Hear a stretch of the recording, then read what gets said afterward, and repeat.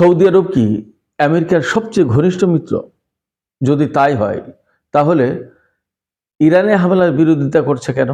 আমেরিকার সাথে সম্পর্কে তাহলে কোথাও কি কোনো ছেদ পড়ল? নাকি তেল, নিরাপত্তা, ইরান এবং নিজের রাজত্ব বাঁচাতেই আজকের এই ভূমিকা? এদিকে মার্কিন প্রেসিডেন্ট ডোনাল্ড ট্রাম্প আবার নতুন করে হুমকি দিয়েছেন, 10 থেকে 15 দিনের ভেতরে ইরান যদি চুক্তি না করে তাহলে হামলা অনিবার্য। সুপ্রিয় দর্শক, আসসালামু আলাইকুম। আপনাদের সবাইকে স্বাগত জানাচ্ছি এখনকার আলোচনায়। আপনাদের সঙ্গে আছি আমি সিরাজুল ইসলাম। দর্শক, ভিডিওর প্রথমেই বলে রাখি, যদি ভালো লাগে তাহলে লাইক, কমেন্ট, শেয়ার করবেন আর প্লিজ সাবস্ক্রাইব করে সঙ্গে থাকবেন। দর্শক, চলুন আজকের এই গুরুত্বপূর্ণ এবং অন্তর্নিহিত তাৎপর্যমূলক আলোচনাটা এগিয়ে নিই। দর্শক, আমরা বহু যুগ ধরে দেখে আসছি, শুনে আসছি, জেনে আসছি, সৌদি আরব এবং আমেরিকা হচ্ছে ঘনিষ্ঠ মিত্র। এই দুই দেশের ভেতরে মিত্রতা, ঘনিষ্ঠতা এত বেশি, যার যাই যত কিছু হোক না কেন তাদের মিত্রতা কখনোই কমে না, ভাটা পড়ে না। ইরাকে হামলা হয়েছে, সৌদি আরব আমেরিকার পাশে ছিল। সিরিয়ায় যত যা কিছু হয়েছে, সৌদি আরব আমেরিকার পাশে ছিল।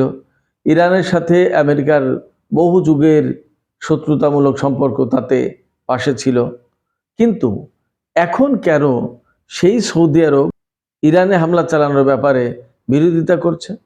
একেবারেই পরিষ্কার করে বলে দিয়েছে যে সৌদি আরবের মাটি, ঘাঁটি এবং কোনো বন্দর আমেরিকা ব্যবহার করতে পারবে না ইরানের বিরুদ্ধে হামলা চালানোর জন্য।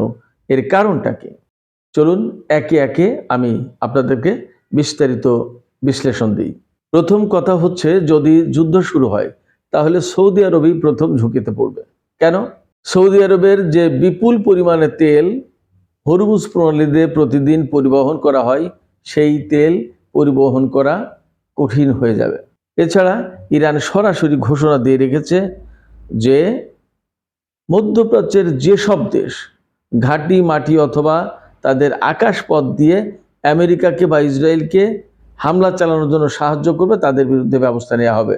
সেক্ষেত্রে সৌদি আরব যদি ইরানের বিরুদ্ধে হামলা চালানোর ক্ষেত্রে আমেরিকাকে কোনো সহায়তা করে, তাহলে ইরান কিন্তু সৌদি আরবের উপরে, বিশেষ করে যেসব ঘাঁটি থেকে হামলা চালাচ্ছে সেখানে ইরান পাল্টা হামলা চালাবে।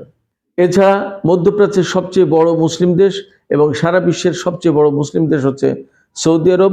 তার অনেক দায়িত্ব আছে। আমরা নানা প্রেক্ষাপট থেকে এখন দেখতে পাচ্ছি যে সৌদি আরব হয়তোবা সেদিকটা কিছুটা অনুভব করছে। আরেকটা বিষয় আছে, সৌদি আরব এবং ইরানের সাথে দীর্ঘদিন ধরে শত্রুতার সম্পর্ক থাকলেও ইদানিং, বিশেষ করে 2023 সালের মে মাস থেকে সৌদি আরব এবং ইরান পরস্পরের ভেতরে, অর্থাৎ নিজেদের ভেতরে কূটনৈতিক সম্পর্ক পুনঃস্থাপনের, অর্থাৎ নতুন করে চালু করার সিদ্ধান্ত নিয়েছিল। এবং সেই থেকে দুই দেশ অনেকটা ডিএসকেলেশন মুডে আছে, অর্থাৎ পারস্পরিক সংঘাত বন্ধ করে অনেকটা শান্তিপূর্ণ অবস্থার দিকে আছে। এই ক্ষেত্রে চীন কিন্তু সাহায্য করেছিল। চীনের রাজধানী বেইজিংয়ে ইরান এবং সৌদি আরবের ভেতরে সমঝোতা হয় এবং দুই দেশ সম্পর্ক পুনঃস্থাপনে সম্মত হয়। এই ক্ষেত্রে চীন ছিল মধ্যস্থতাকারী। এই জায়গা থেকে সৌদি আরব চায় না ইরানের সাথে নতুন করে আবার শত্রুতার সম্পর্কে জড়াতে, অর্থাৎ ইরানের সাথে শত্রুতা এখন সৌদি আরব চাইছে না। সৌদি আরব মনে করছে যুদ্ধ মানেই শূন্য হাতে ফেরা। আরেকটি বিষয় আছে, সৌদি আরবের সামনে রয়েছে 2030 ভিশন। এই ভিশনকে সামনে রেখে সৌদি আরব একটা নীতি নিয়েছে। সেই নীতি হচ্ছে নিজের অর্থনীতি, নিজের ট্যুরিজম, নিজের তেল সম্পদ এবং নিজের বাজার। এই পরিকল্পনা, অর্থাৎ এই ভিশন, যেটা 2030 ভিশন, এই 2030 ভিশনের আওতায় সৌদি আরব চাইছে সৌদি আরবে বিদেশি প্রচুর পরিমাণে বিনিয়োগ আসুক। আপনারা নিশ্চয়ই জানেন, যুদ্ধ হলে সেই সম্ভাবনা কমে যাবে। সৌদি আরব সেটা চায় না। শুধু বিদেশি বিনিয়োগ কমবে না, তেল রপ্তানি বন্ধ হবে, বাধাগ্রস্ত হবে, সামগ্রিকভাবে ভিশন 2030 বন্ধ হয়ে যাবে। এই জন্য সৌদি আরব এখন কোনো মতেই যুদ্ধের দিকে যেতে চায় না, যুদ্ধ সমর্থন করছে না। এবার আমি বলবো সবচেয়ে বড় কারণ, সবচেয়ে জটিল এবং ভেতরের কারণ, সেটা হচ্ছে যে সৌদি আরব 1974 সালে আমেরিকার সাথে একটা চুক্তি করেছিল। চুক্তিটা হয়তো লিখিত পাওয়া যাবে না, কিন্তু অলিখিত চুক্তি। অলিখিত চুক্তির আওতায় সমস্ত সবকিছু হয়েছে। সেটা হচ্ছে সৌদি আরব আমেরিকার সাথে অলিখিত চুক্তি হোক আর লিখিত চুক্তি হোক, একটা ওয়াদাবদ্ধ বা প্রতিশ্রুতিবদ্ধ আছে যে সমস্ত তেল বিক্রি হবে ডলারে। অর্থাৎ সৌদি আরব কোনো তেল ডলারে ছাড়া অন্য কোনো মুদ্রায় বিক্রি করবে না। এবং আপনারা দেখে থাকবেন যে এই কারণে সৌদির যে তেল বিক্রি এবং তেল বিক্রির এগেনস্টে যে ডলার আসে তাকে বলা হয় পেট্রো ডলার। অর্থাৎ সৌদি অর্থনীতি আর পেট্রো ডলার একই কথা। সৌদি আরবের তেল, আমেরিকার ডলার। তার মানে খেয়াল করুন, ওই যে সেই তেল দিয়ে কাগজ নেয়া, সৌদি আরব এই কাজ করেছিল। এবং এই কাজের ভেতর দিয়ে সৌদি আরবকে আমেরিকা নিশ্চয়তা দিয়েছে যে তোমার যত নিরাপত্তা, তোমার প্রোটেকশন, তোমার রক্ষণাবেক্ষণ সমস্ত সবকিছু আমি করব, তোমাকে টেনশন করতে হবে না। অর্থাৎ ইরানের সাথে বা অন্য কোনো দেশের সাথে যদি শত্রুতাপূর্ণ সম্পর্ক থেকে থাকে তাহলে সেই জায়গায় আমেরিকা প্রোটেকশন দেবে। সেই প্রোটেকশন দেওয়ার কথা থাকলেও ঘটনাটা কিন্তু ঘটেছে মাত্র কয়েক বছর আগে। এইখানেই আসল ঘটনা। সৌদি আরব আমেরিকার সাথে পেট্রো ডলারের ব্যাপারে সম্মত হলে যা হয়েছে মধ্যপ্রাচ্যে, সেটা হলো মধ্যপ্রাচ্যের সমস্ত আরব দেশ সৌদি আরবের নীতি অনুসরণ করে আমেরিকার সাথে ডলারের তেল বিক্রির ব্যবস্থা করেছে। এবং এর বিনিময়ে মধ্যপ্রাচ্যের সব আরব দেশগুলোকে আমেরিকা তাদের নিরাপত্তা দেওয়ার নিশ্চয়তা দিয়েছিল।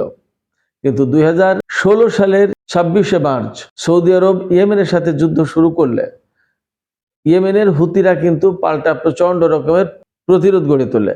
এবং একটা পর্যায়ে গিয়ে 2016 বা 17 সালের দিকে হুতিরা সৌদি আরবের আরামকো তেল স্থাপনায় হামলা চালিয়েছিল।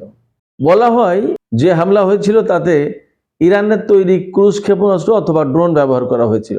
হুতিরা দাবি করে তারা ড্রোন ব্যবহার করেছিল, আর সৌদি আরবে, আমেরিকা এবং ব্রিটেন বলে ইরানি ক্রুজ ক্ষেপণাস্ত্র ব্যবহার করা হয়েছে।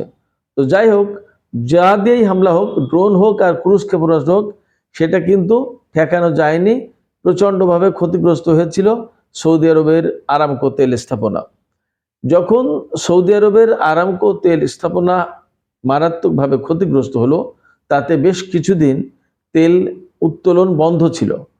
এখানে তেলের কারবার খানিকটা বন্ধ হয়ে গেল। সৌদি আরবের একটা দিন তেলের কারবার বন্ধ থাকা মানে crore crore dollar loss. America ultimately জানলো ব্যাপারটা। সৌদি আরব তারপরেও তার কাছে নালিশ দিল। ডোনাল্ড ট্রাম্প তখন ক্ষমতায়। ডোনাল্ড ট্রাম্প বললেন যে এটা তোমার সাথে ইয়েমেনের যুদ্ধের ব্যাপার, এখানে আমার কিছু করার নেই। তখন কিন্তু সৌদি আরব বুঝে গেছে যে এই আমেরিকা আমার নিরাপত্তা নিশ্চিত করবে না। এর কিছুদিন পরে হুতিরা, ইয়েমেনের হুতিরা সংযুক্ত আরব আমিরাতের বিরুদ্ধে কিন্তু ক্ষেপণাস্ত্র হামলা চালিয়েছিল অনেকটা ঘোষণা দিয়ে। তখন সংযুক্ত আরব আমিরাতকেও কিন্তু রক্ষা করা যায়নি। অর্থাৎ হুতিদের ক্ষেপণাস্ত্র ইন্টারসেপ্ট করা যায়নি, হুতিদের ক্ষেপণাস্ত্র ঠেকায়নি। তখন সংযুক্ত আরব আমিরাতও কিন্তু অনেকটা সৌদি পথ অনুসরণ করে। আমেরিকার কাছে এই সমস্ত দেশ নিরাপত্তা নিশ্চিত করার যে বিষয়টা, সেটা কনফার্ম না পেয়ে তখন ক্রমেই ইরানের দিকে ঝুঁকে পড়েছে। যে ইরানের ভয় দেখিয়ে আমেরিকা তাদের নিরাপত্তা নিশ্চিত করার কথা বলে, সেই আমেরিকা তাদের নিরাপত্তা যখন দিচ্ছে না, তখন ইরানের সাথে সম্পর্ক স্বাভাবিক করাই ভালো। এই প্রক্রিয়ায় চীন 2023 সালে ইরানের সাথে সৌদি আরবের সম্পর্ক স্বাভাবিক করে দেয়। এরপরে সংযুক্ত আরব আমিরাত সম্পর্ক স্বাভাবিক করে। আগে থেকেই কাতারের সাথে ইরানের সম্পর্ক ভালো ছিল, ওমান এবং কুয়েতের সাথেও সম্পর্ক ভালো ছিল। শুধু ঝামেলা ছিল বাহরাইন, সংযুক্ত আরব আমিরাত এবং সৌদি। তো বাহরাইন খুব ছোট্ট দেশ, এই দেশটার সাথে ইরানের সম্পর্ক খুব বড় কিছু আসে যায় না। এখানে গুরুত্বপূর্ণ বিষয় হচ্ছে সৌদি আরব এবং সংযুক্ত আরব আমিরাত। এই দুই দেশই এখন আমেরিকাকে ইরানের বিরুদ্ধে হামলা চালানোর জন্য তাদের মাটি ঘাঁটি এবং আকাশপথ দিতে চায় না, বন্দরও দিতে চায় না।